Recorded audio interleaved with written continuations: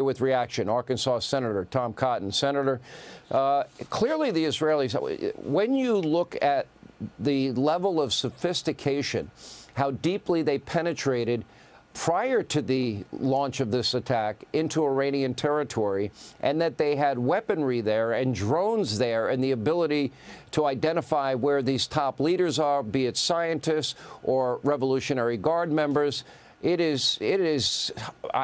me, this is going to be studied for probably the next 100 years, the military strategies of the Israelis. Yeah, Sean, I commend once again the bravery and the audacity of the Israeli Defense Forces and the Mossad and Prime Minister Netanyahu.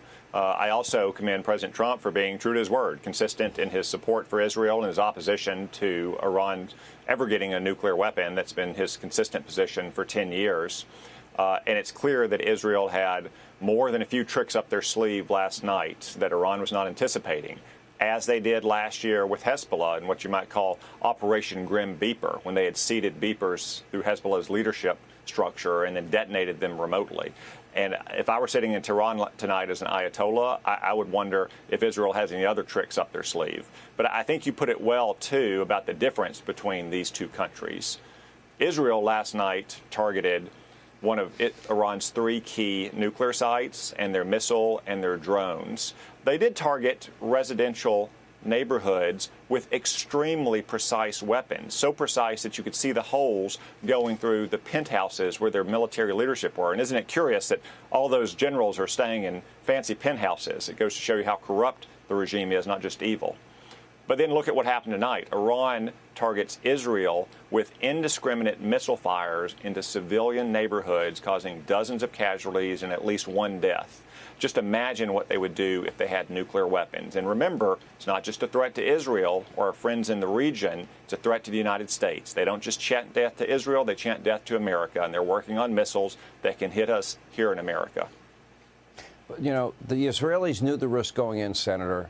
Now that they've started this operation, I don't see any scenario under which they would stop until the nuclear facilities are completely, incapable of ever running again. I don't think they stop at this point. I think otherwise, I think negotiations at that time would only buy them time to rebuild.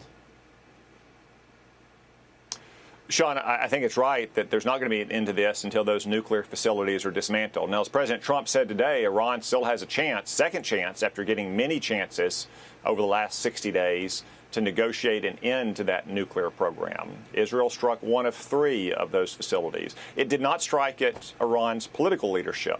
It did not strike at Iran's energy infrastructure. There are many targets in Iran left that the Ayatollahs might want to preserve. But obviously, Israel is striking back now, as any nation must when their civilian population is targeted for indiscriminate attack.